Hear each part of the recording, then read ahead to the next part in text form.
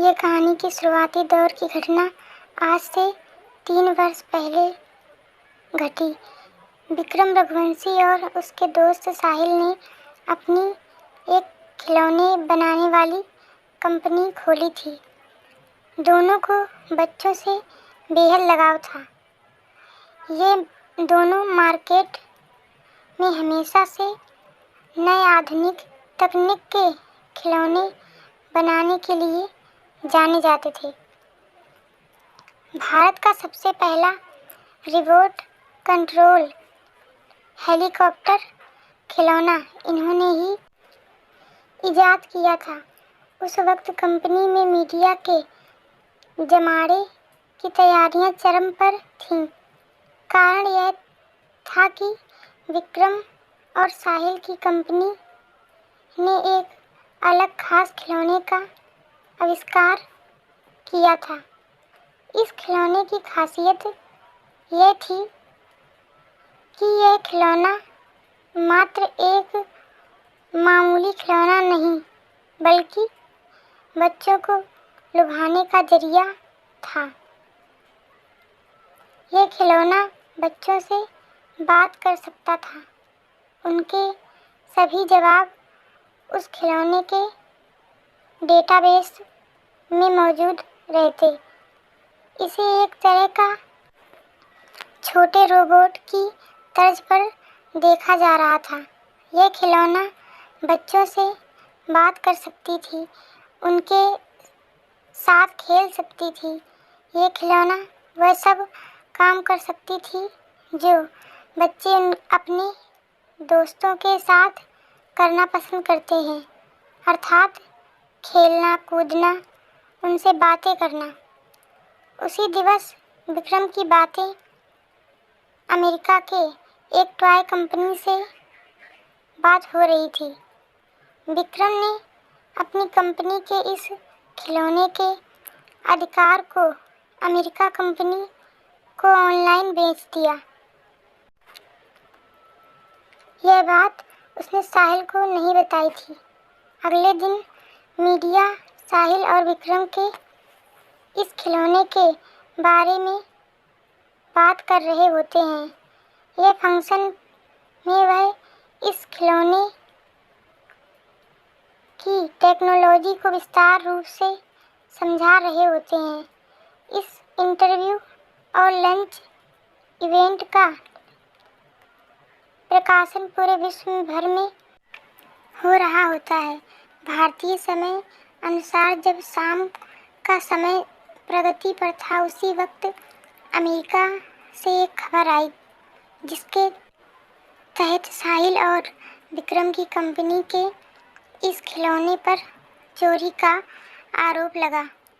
खबर के मुताबिक वह खिलौना का पेटेंट अमेरिका की टॉय कंपनी को जारी हुआ है। इसका साहिल को काफ़ी बुरा प्रभाव पड़ा और उसने सुसाइड कर लिया। इस खिलौने को बनाने में उसने काफ़ी मेहनत करी थी। वह पेशे से इंजीनियर था, लेकिन इस सदमे में वह नहीं रह पा रहा था। अब वह खिलौने की कंपनी की पूरी संपत्ति अकेले विक्रम की हो गई थी। साहिल को मरे हुए अब 3 साल हो चुके थे। विक्रम आर्थिक रूप से काफ़ी मजबूत हो चुका था। उसकी शादी भी हो चुकी थी। साहिल के हिस्से का भी उसने भुगतान करने को मना कर दिया था। एक दिन जब वह रात के 9 बजे अपने ऑफिस से घर की ओर निकल रहा था, तो उसे अपनी रॉयल्टी के कागज़ ढूंढने थे ताकि वह उन कागजात को अपने पास संभाल सके। इसी कागज़ को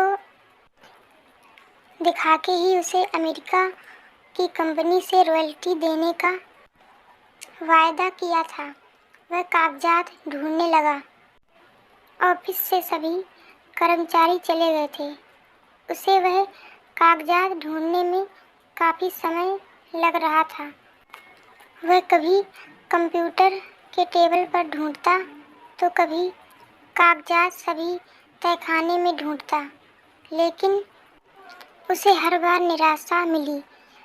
उसने कागजात को ढूंढने के लिए हर दिन अपने ऑफिस के कार्य के बाद प्रयत्न किया, परंतु हर बार की तरह उसे इस बार भी मायूसी का सामना करना पड़ा। वह इसके बाद लगातार डिप्रेशन की स्थिति में ग्रस्त हो रहा था। अमेरिकन कंपनी अब उसके रॉयल्टी पर भी ब्रेक लगाने में सक्षम थी। यह उस कंपनी का नियम था कि जिसे भी वह रॉयल्टी देगी उसे हर 3 साल बाद रिन्यू कराना होगा, जिसके लिए उसे एग्रीमेंट के कागजात दिखाने होंगे। वह अब कागजात ढूंढते हुए हार जाता है। उसे इस बात का डर रहता है अब उसे रॉयल्टी नहीं मिलेगी। उसकी कंपनी में बनने वाले खिलौने भी इतने नहीं बिक पाते थे कि अपने घर खर्च को संभाल सके। उसने सोचा कि अब वह कंप्यूटर में सेव फाइल में से समझकर वैसी डॉल को बनाएगा ताकि उसकी कमाई हो सके। तकरीबन 2 से 3 महीने उसने घर में न जाने का फैसला किया। उसने अपना फैसला अपनी पत्नी को बता दिया था। इन 3 महीने में उसे अमेरिका कंपनी से मैसेज आ गया था कि वह उसे अब रॉयल्टी नहीं दे पाएंगे। यह फैसला उसके लिए हैरान कर देने वाला नहीं था, क्योंकि इस निर्णय से वह पहले से ही वाकिफ था। अपनी कड़ी मेहनत के बाद उसे अपने कार्य पर सफलता मिली।